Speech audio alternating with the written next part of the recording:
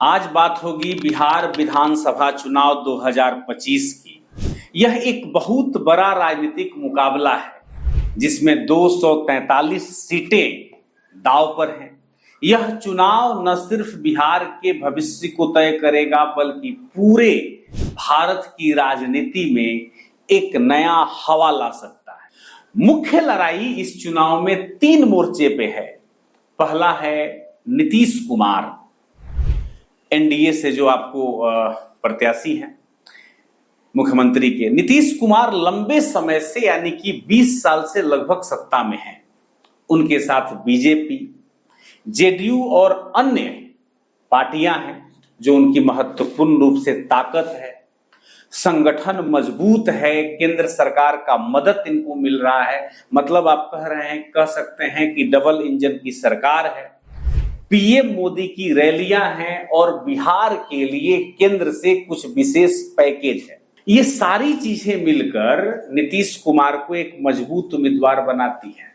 इनके अपने कुछ वोट बैंक भी हैं, जैसे अति पिछड़ा वर्ग जिसे हम ईबीसी कहते हैं, जो लगभग 35% वोटर है, और महिलाएं जो कि 50% से ज्यादा वोटर हैं। इनका नीतीश कुमार भरोसा अपने योजनाओं से जीत चुके हैं। इनकी योजनाएं जैसे महिलाओं को रोजगार देना, सिंदूर योजना या 125 यूनिट बिजली मुफ्त देना कहीं ना कहीं इन वोटरों को अपने तरफ आकर्षित कर रहा है। दूसरे महत्वपूर्ण दावेदार हैं तेजस्वी यादव, जो महागठबंधन से हैं, उसके उम्मीदवार हैं। तेजस्वी युवाओं के चहेते हैं। वे मुस्लिम यादव, जिसे एमवाई संगठन कहा जाता है, इसके एक बड़े दावेदार हैं इनके वोटों के, और इनकी संख्या एमवाई संगठन का लगभग 30% है। 18 से 35 साल के जो युवा हैं उनका वोट 40% है। ये दोनों अगर जुड़ते हैं, जिस पर यह दावा कर रहे हैं तेजस्वी, तो कहीं ना कहीं एक मजबूत प्लेटफॉर्म इनका तैयार होता है। इनका मुद्दा है बेरोजगारी, पलायन और कई विकास से जुड़ी मुद्दाओं पे काफी बल दे रहे हैं।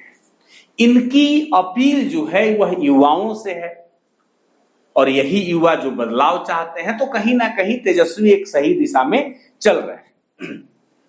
तीसरे दावेदार हैं प्रशांत किशोर और उनकी जनसुराज पार्टी।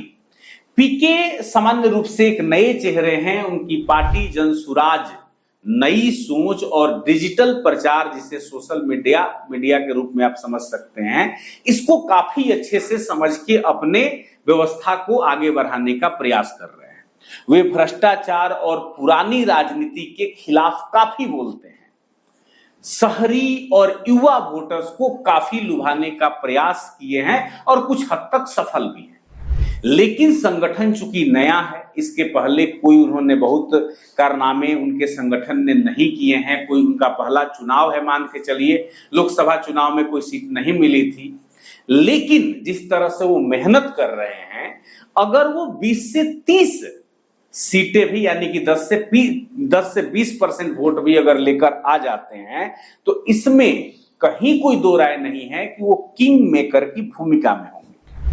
अब ये समझ लेते हैं कि देश के जो बड़े राजनीतिक थिंकर हैं वो इस पर क्या विश्लेषण कर रहे हैं। देश के बड़े विश्लेषक और थिंक टैंक इस चुनाव में जो नजर बनाए हुए हैं, उसमें ये ध्यान रखते हैं कि जाति और विकास और युवाओं से जुड़े मुद्दे, ये 3 रणनीति मिलकर के किसी भी व्यवस्था को या किसी भी पार्टी को आगे बढ़ा सकते हैं।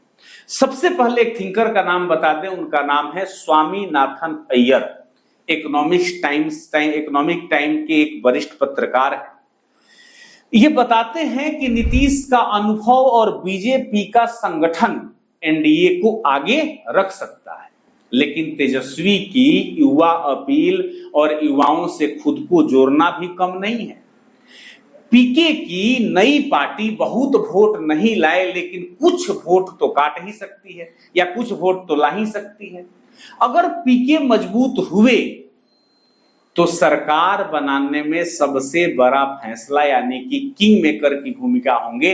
अय्यर साहब भी कह रहे हैं यानी कि वोट बंटवारा एक बहुत बड़ा गेम चेंजर साबित होने वाला है। एक और बहुत अच्छे पत्रकार हैं और राजनीतिक विश्लेषक हैं शेखर गुप्ता, ये मानते हैं कि बिहार में जाति और विकास दोनों मायने रखते हैं, क्योंकि दोनों पे लोगों का ध्यान बना हुआ है। नीतीश को ईबीसी और महिलाओं का समर्थन है, ये मानते हैं, जो उनकी योजनाओं से कहीं ना कहीं यह समर्थन आया है। तेजस्वी को एमवाई संगठन और युवा काफी पसंद कर रहे हैं, इनका मानना है।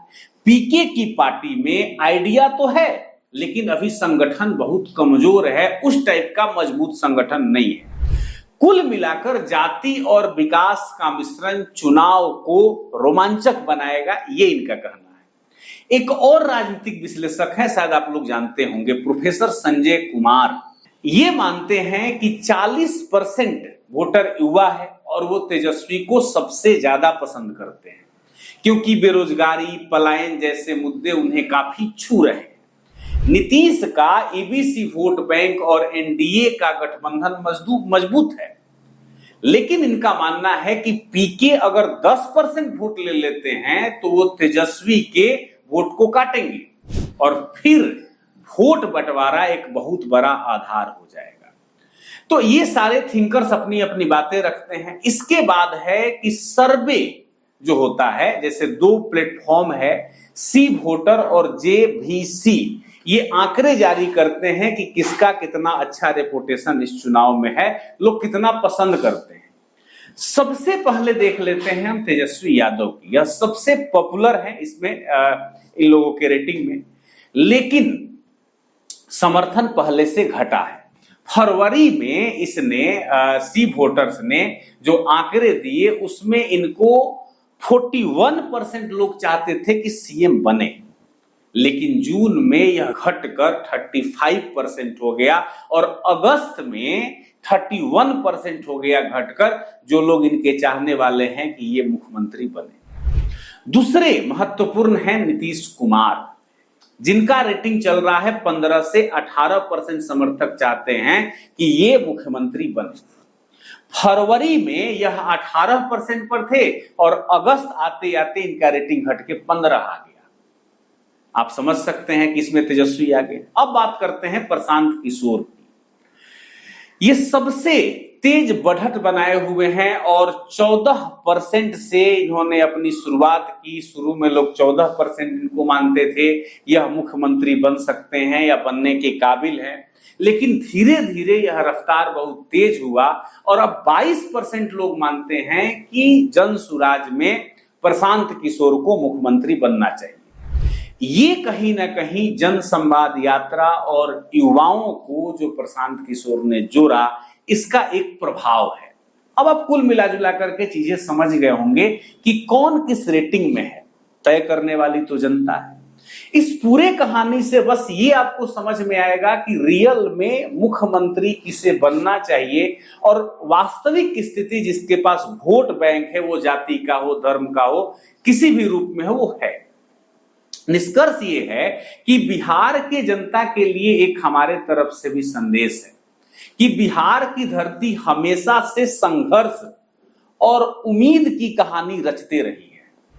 यह जो 2025 का चुनाव है, सिर्फ पार्टियों की जंग नहीं है कि जनसुराज है, आरजेडी है, जेडीयू है, बीजेपी है, ये इनकी जंग नहीं है, बल्कि हमारी जो आने वाली नस्ल है, पीढ़ी है, उनके सपनों के फैसला करने का है।